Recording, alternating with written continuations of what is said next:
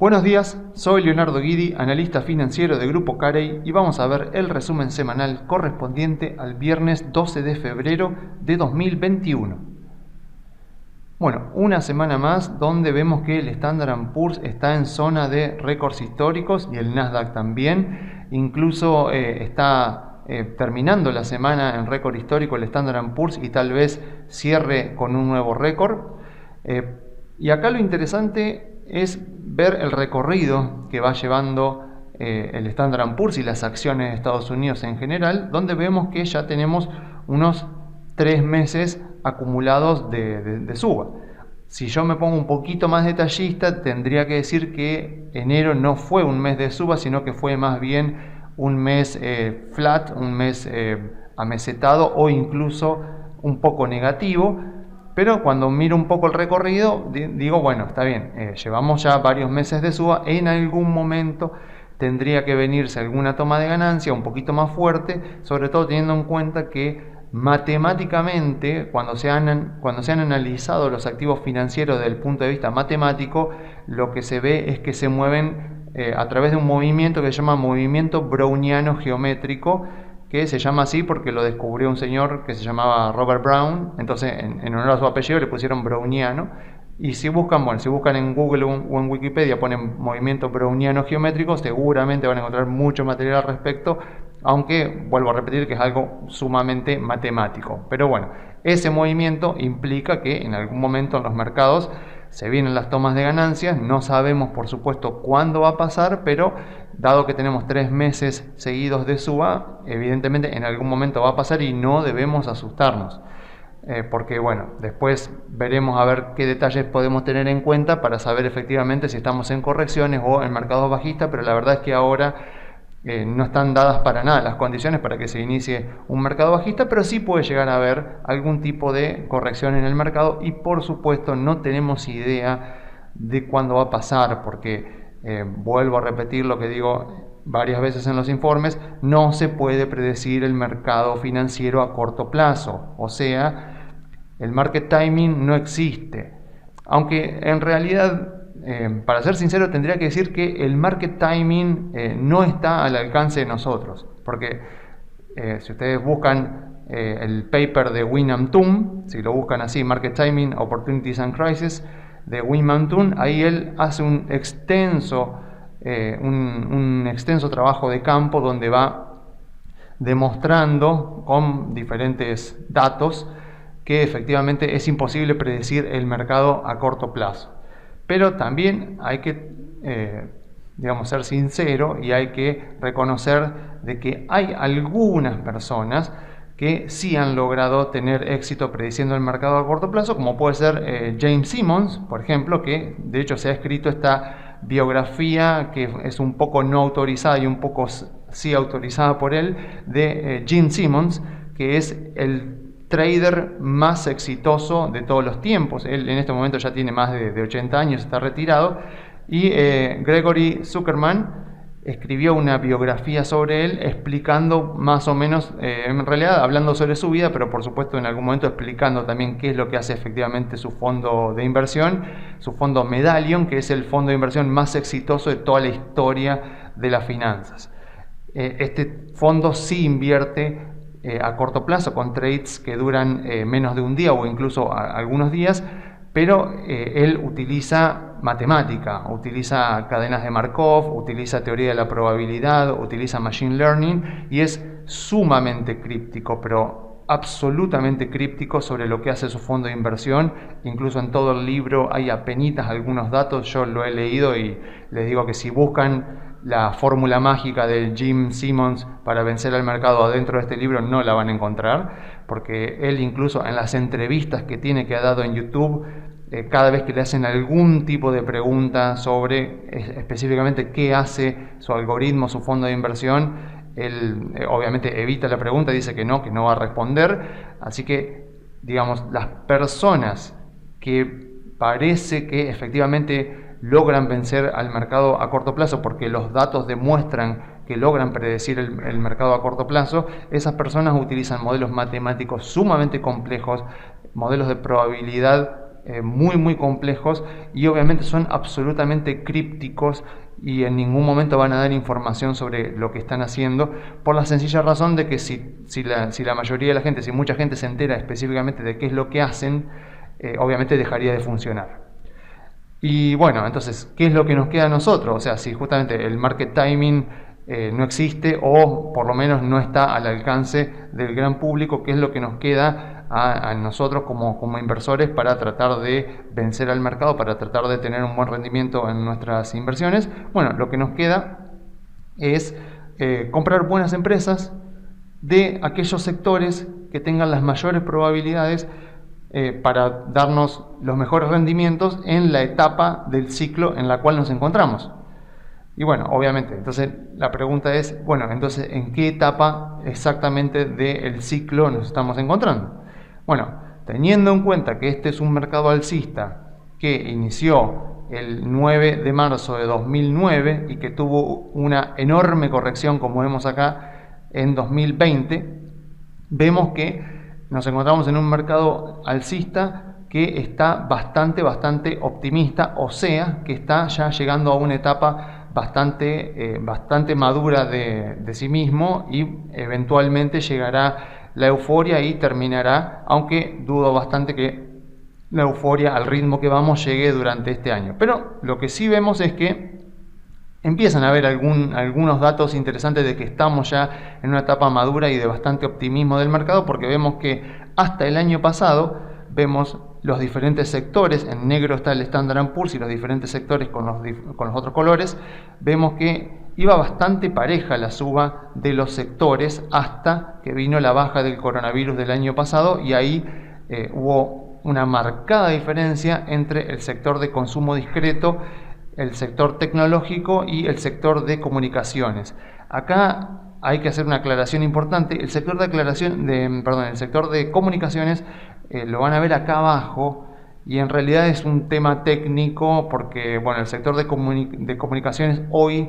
se compone por empresas diferentes de las que se componían antes. Entonces, si yo mostrara el sector de comunicaciones durante 2020, verían que fue el segundo o el tercer mejor sector de todo el mercado, porque sufrió varias modificaciones este sector a lo largo de la última década. Por ejemplo, en este momento Google y Facebook son empresas que no forman parte del índice de empresas de tecnología de la información, sino que tanto Google como Facebook a principios de 2018 más o menos fueron cambiadas al sector de comunicaciones. O sea que si yo las buscara en este momento, las tendría que encontrar acá en este sector. Entonces, en realidad el sector de comunicaciones debería estar entre el tercero o el segundo mejor del mercado, pero bueno, por un temita técnico ahí de cómo se clasifican las empresas en los diferentes sectores y cómo se van reclasificando, tenemos que el sector de comunicaciones aparece como el penúltimo peor, pero que en realidad no es así. Entonces, vemos lo que sí vemos, y eso es lo que más me importa ahora, es ver que hay sectores que se empiezan a despegar del índice, que se empiezan a despegar del promedio del mercado, y esto hace un poco de memoria, empieza a generar un poco de recuerdo de lo que fue el final del mercado de las .com en los 90. Si yo miro y repaso el comportamiento de los sectores en la década de los 90, vemos algo bastante parecido, donde tengo el sector de tecnología de la información en celeste y vemos cómo el mercado iba subiendo porque estaba en tendencia alcista y de golpe empiezan a haber uno o dos sectores, en este caso era el financiero y el tecnológico, que se empiezan a despegar del promedio del índice. El financiero más o menos vuelve a la normalidad, pero el tecnológico no. O sea, esto fue la famosa burbuja de las empresas .com, que terminó en marzo del año 2000 con un mercado bajista que después vamos a ver un poco más en detalle. Pero lo que me importa acá, que tengamos en cuenta a modo más o menos de termómetro para ir viendo en dónde estamos parados ahora, es lo que pasó en la década de los 90 con la burbuja de las .com. Vemos esto, vemos un sector que se despega absolutamente del resto y que entra en euforia. O sea, cuando hablemos de euforia, cuando yo diga que, bueno, que estamos en optimismo, que eventualmente llegaremos a la euforia, me estoy refiriendo a esto. Y lo que es importante también es ver que, por ejemplo, en la burbuja de las.com la euforia duró más de un año. Fíjense que arranca más o menos a finales de 1998 y termina en marzo del año 2000. O sea que si en algún momento eventualmente llegamos a la euforia, eso no quiere decir que inmediatamente hay que salir y vender, porque nos vamos a estar perdiendo de rendimientos impresionantes como los que hubo en esta época. Entonces, tampoco el hecho de decir, bueno, el mercado está en euforia quiere decir que inmediatamente hay que vender. En este momento no estamos en euforia y vemos que, a diferencia de lo que pasaba en la década de los 90, en este caso hay dos, y podría decir incluso tres sectores, y agrego el de comunicaciones, que son los que más se están despegando del resto y que por lo tanto son los sectores que hay que aprovechar en este momento para invertir y para capturar rendimientos así como estos que hemos visto anteriormente, pero en este nuevo mercado alcista que está en una etapa bastante madura. Pero por supuesto, a ver, estamos en una etapa optimista del mercado, todavía no hemos llegado a la euforia, eventualmente llegaremos, posiblemente en 2022. Pero mientras tanto, obviamente, ya teniendo en cuenta el momento en el que estamos, vale la pena empezar a mirar un poco las variables que podrían indicarnos si estamos en euforia o no. La primera, por supuesto, es la que ya hemos visto en otros informes, que es la encuesta que hace la Asociación Americana de Inversores Individuales, que todos los miércoles saca su encuesta sobre el sentimiento de los inversores. Este miércoles 10 de febrero salió con 45,5 de los encuestados diciendo que durante los próximos 6 meses ellos son alcistas, y el 26,3 que son bajistas. Acá corrigieron el problema de los colores, que la última vez que lo mostré en un informe estaban invertidos, lo han corregido, y fíjense la diferencia que empieza a haber un poco con las mediciones de semanas anteriores, como a medida que va pasando las semanas vemos que cada vez más personas que responden a esta encuesta están muy alcistas y empieza a haber cada vez menos personas que estén bajistas. Esto, por supuesto,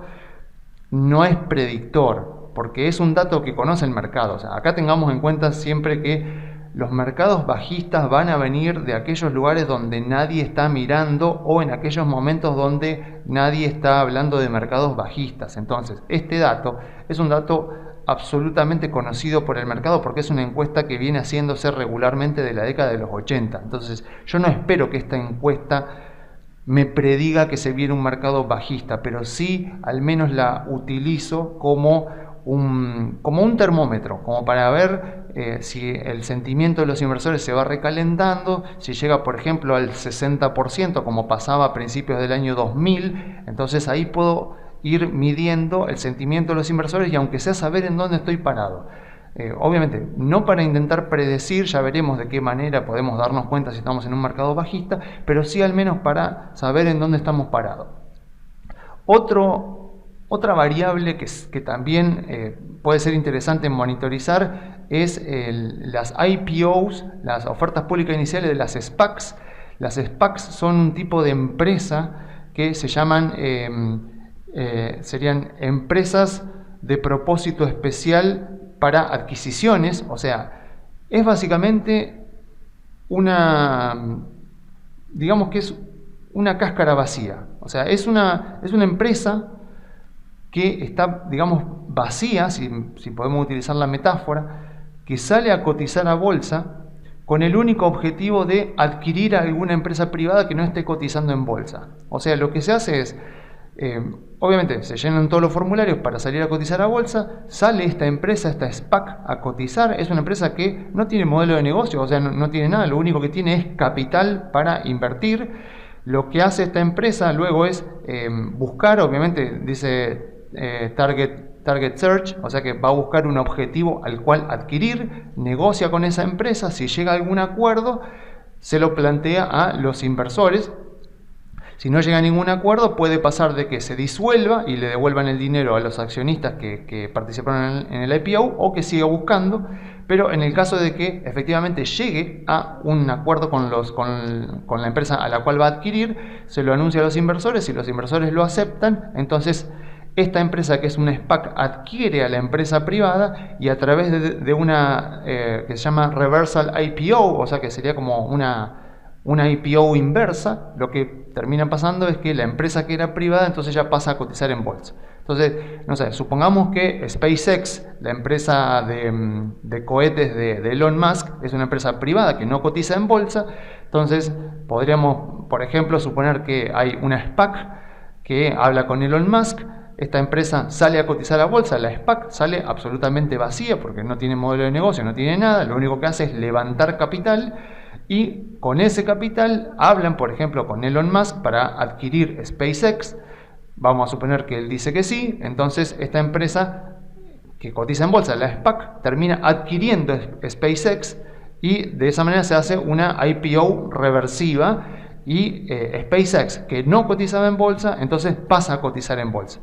¿Y esto para qué sirve? Bueno, porque obviamente sacar a bolsa a una SPAC para que cotice en bolsa es muchísimo más barato y muchísimo más sencillo y muchísimo más rápido que sacar a bolsa a una empresa privada. Entonces se usa como un mecanismo, digamos, indirecto para sacar empresas a cotizar a bolsa. Obviamente,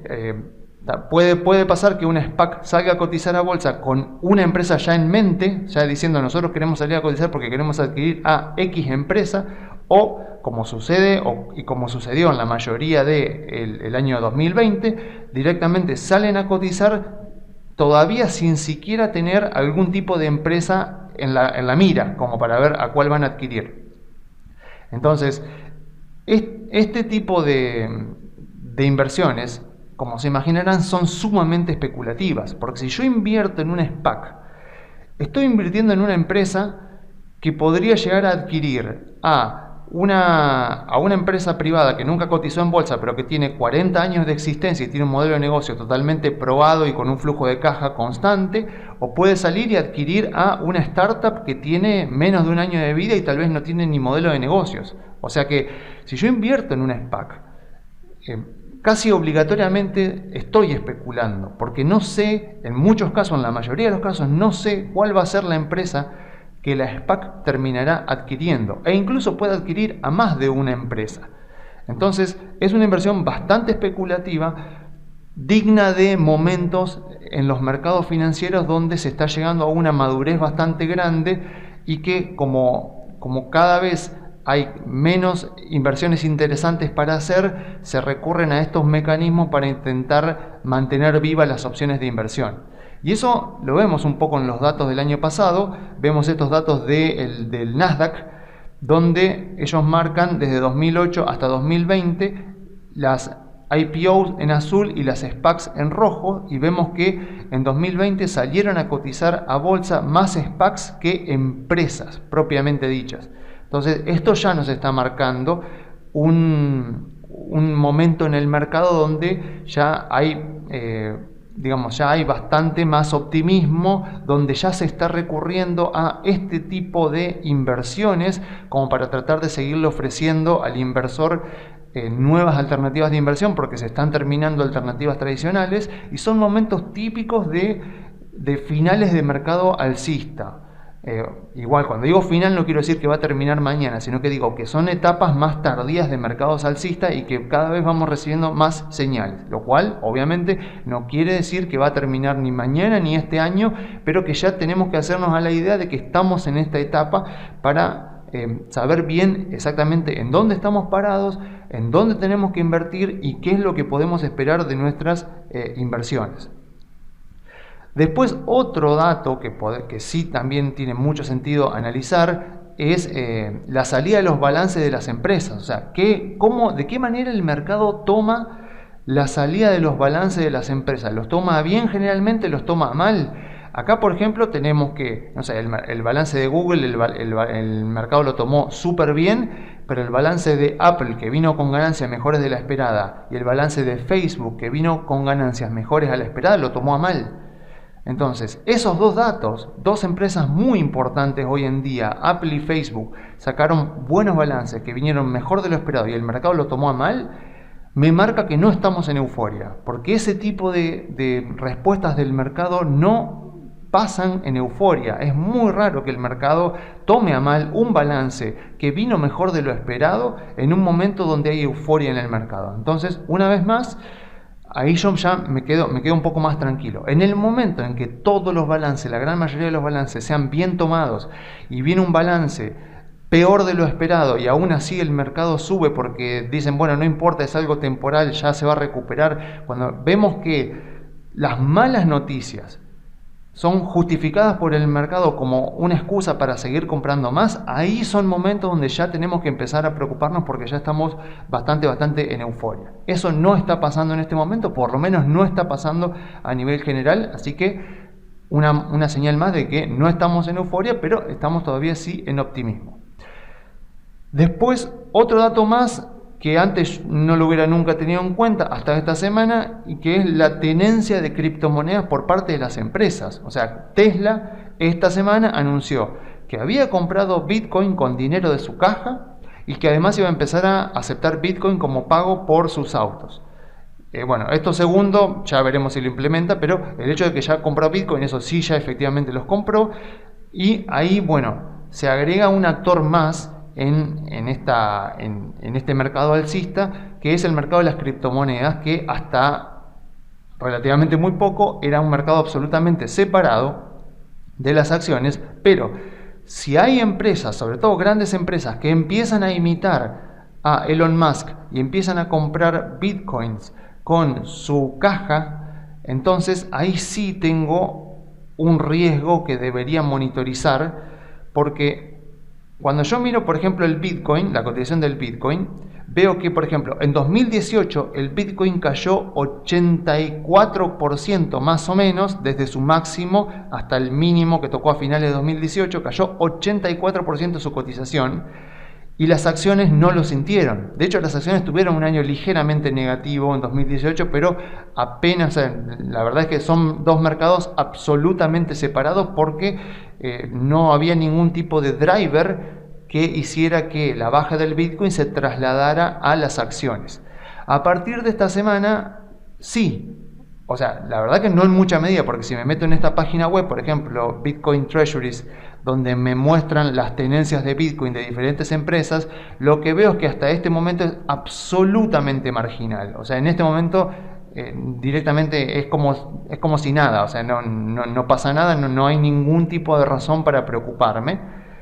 pero sí tengo que empezar a ver si esto no empieza a volverse una costumbre más generalizada y empiezan a haber más empresas que empiezan a comprar Bitcoin o alguna criptomoneda con su cash. Porque ¿qué pasaría en ese caso? Si llegara a ocurrir algún escenario similar a lo que pasó ahora, mejor dicho, lo que pasó en 2018, entonces sí podría pasar de que la baja en las criptomonedas se trasladara al mercado de las acciones, algo que en 2018 no pasó. Porque claro, si empiezo a tener varias empresas, y sobre todo empresas importantes, que empiezan a utilizar caja para comprar criptomonedas, entonces, si llega a haber una baja como la que hubo en 2018, o incluso menor, pero una baja fuerte en criptomonedas, entonces si tengo a muchas empresas, sobre todo empresas grandes, con criptomonedas en su balance,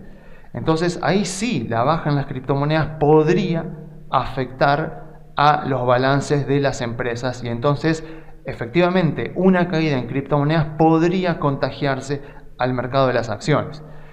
Entonces, en este momento no me preocupa, es algo absolutamente marginal, es algo que hizo Tesla y un par de empresas más, no es algo por lo cual yo tenga que preocuparme, pero sí es algo que tengo que empezar a monitorizar en este momento, sobre todo porque las criptos están en euforia. A ver, esto sí es innegable, o sea, el mercado de las criptomonedas sí está en euforia, a diferencia del de las acciones, que no está.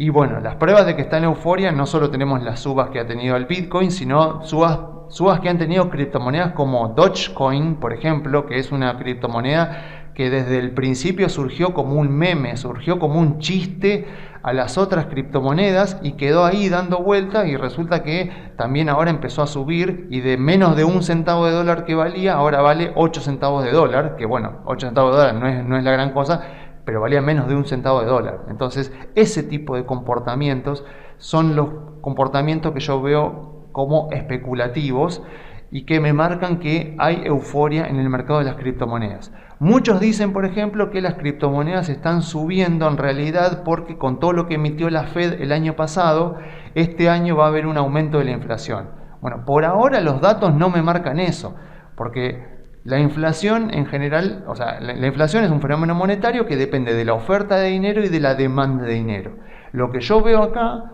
es que la M2, o sea, la oferta de dinero, aumentó muchísimo a lo largo de 2020, pero la velocidad de circulación del dinero cayó. La velocidad de circulación del dinero es la inversa de la demanda de dinero. O sea que cuando cae la velocidad de circulación de dinero, quiere decir que aumenta mucho la demanda de dinero, en este caso la demanda de dólares. Y lo que veo es que todavía no se recuperó. Entonces, veo que la oferta monetaria, como me marca acá la Fed, sigue aumentando, pero la demanda de dinero sigue estando muy fuerte. Entonces, todavía no hay fundamentos para creer que la inflación va a aumentar durante este año. Es verdad que se volcó muchísimo dinero a la economía, pero también es verdad que la demanda de dinero está muy fuerte, está en máximos históricos, porque la velocidad está en mínimos históricos. Así que por ahora no hay razones para considerar que va a haber un aumento de la inflación a lo largo de este año. Están dadas las condiciones siempre y cuando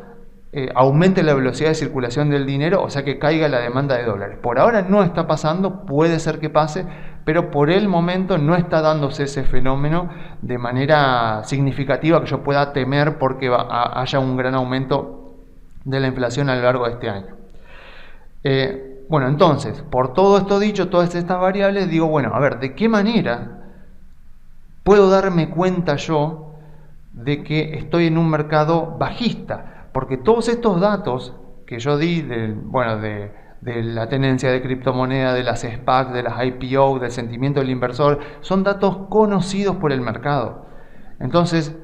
lo lógico es pensar que si hay alguna burbuja, si hay algún mercado bajista, no va a venir por ese lado o no va a ser provocado por ese lado, porque son datos conocidos y que por ser conocidos, por estar esa información al alcance de todos, son datos que ya están en los precios y por lo tanto el mercado sube ya conociendo este tipo de datos. Entonces, si viene en algún momento un mercado bajista,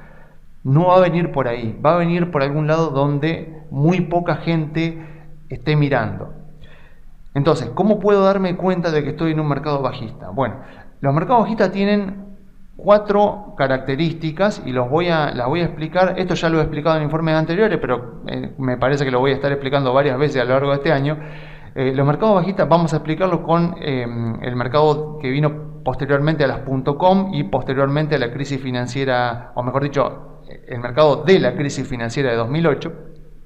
Entonces, la primera regla fundamental de un mercado bajista es que los mercados bajistas no son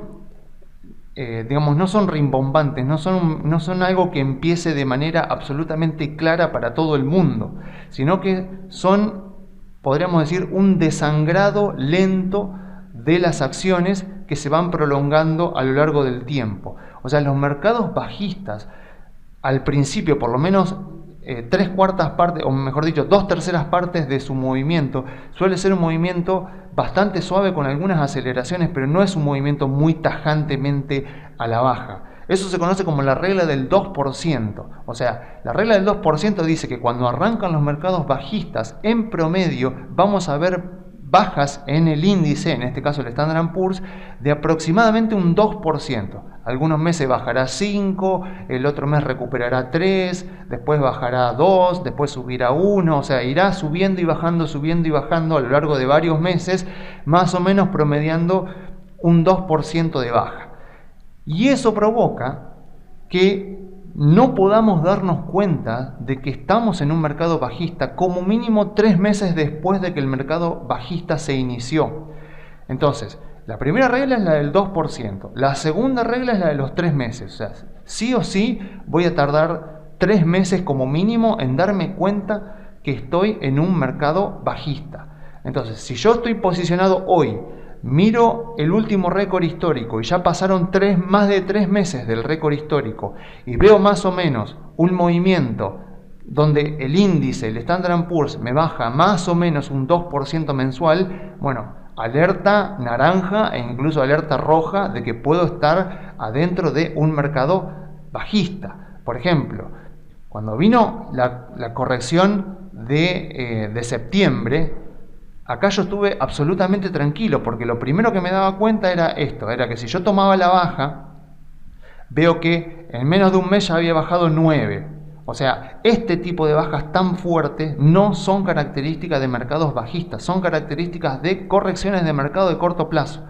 Después, cuando yo miro más o menos septiembre, veo que, si me fijo al final de septiembre, había bajado un 5. Con lo cual digo, bueno, está bien, esto me marca que, o sea, un 9%, casi un 10% de baja en menos de un mes no es absolutamente típico de mercados bajistas, pero después corrigió y cerró más o menos en un 5 de baja en el mes. Ahí digo, bueno,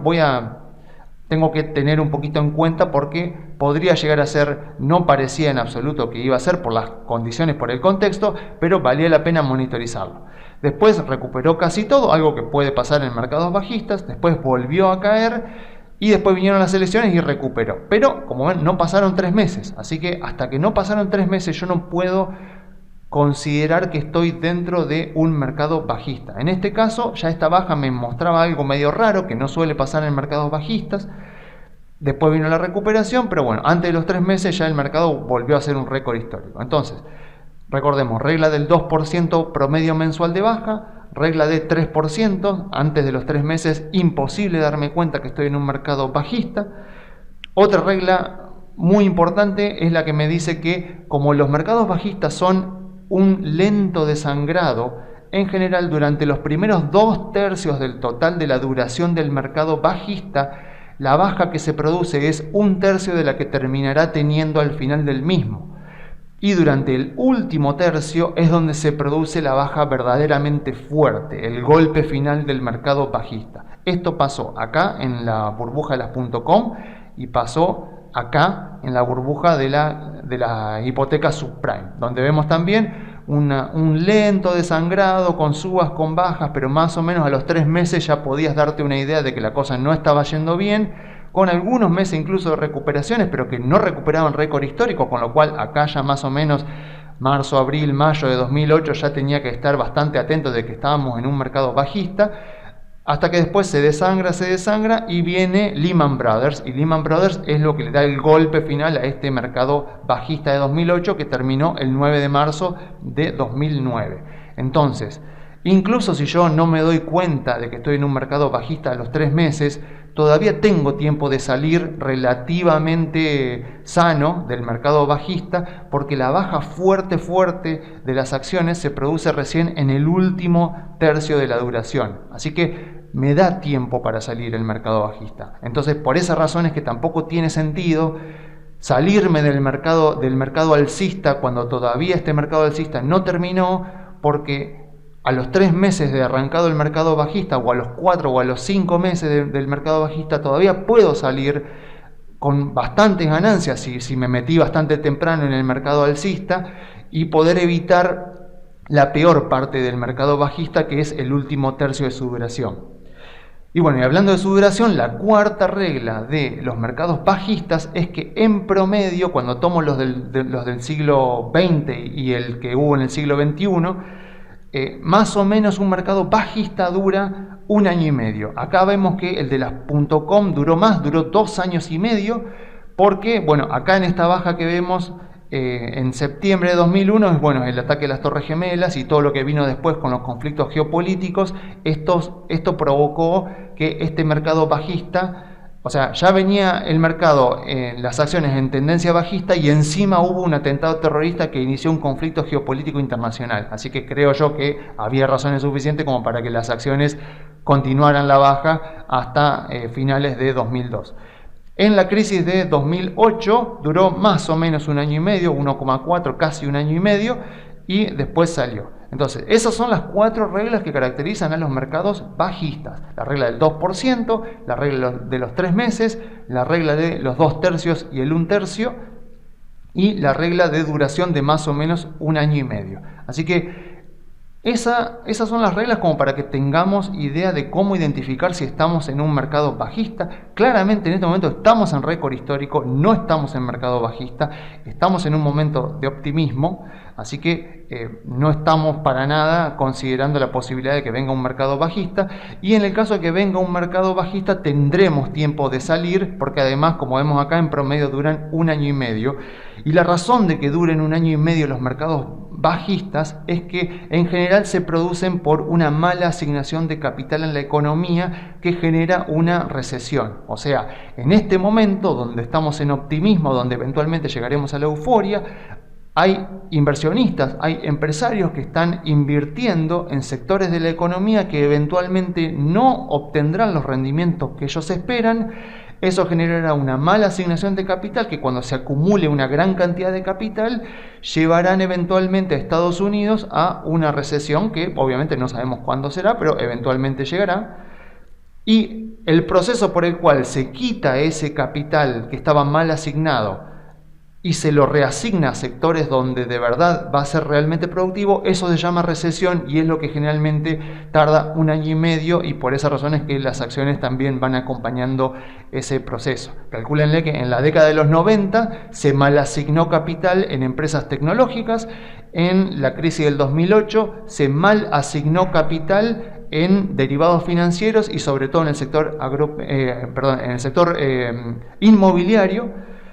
En la próxima no sabemos, no tenemos idea, porque obviamente va a surgir de un sector de donde poca gente esté mirando. Pero si a alguien le interesa profundizar en esto de los ciclos y de la asignación de capital, hay una muy buena clase en YouTube del profesor Huerta de Soto, que la pueden buscar así, la teoría austríaca del ciclo económico del profesor Huerta de Soto, dura más o menos 1 hora. Y si no, está también este video de Emérito Quintana, que se llama La teoría del ciclo económico y su aplicación a la inversión en valor, donde ella sí está más aplicado al tema de la inversión.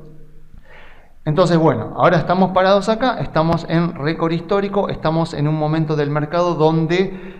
hay optimismo, pero todavía no hay euforia, o sea que tiene todo el sentido de seguir invertido en acciones de Estados Unidos, porque es muy costoso en términos de oportunidad, de costo de oportunidades, de oportunidades perdidas, salirse de un mercado alcista cuando este todavía no ha terminado, cuando hay optimismo e incluso cuando hay euforia, porque la euforia, como vimos, puede llegar a durar incluso más de 1 año. Entonces, es momento para aprovechar. Yo sé que eventualmente vendrá una toma de ganancia, no hay que asustarse porque esto es un mercado alcista y eventualmente va a seguir, pero es momento donde no hay que perder oportunidades y hay que aprovechar para estar invertido, para aprovechar todo lo que le queda a este mercado alcista. Para eso yo desarrollé esta tabla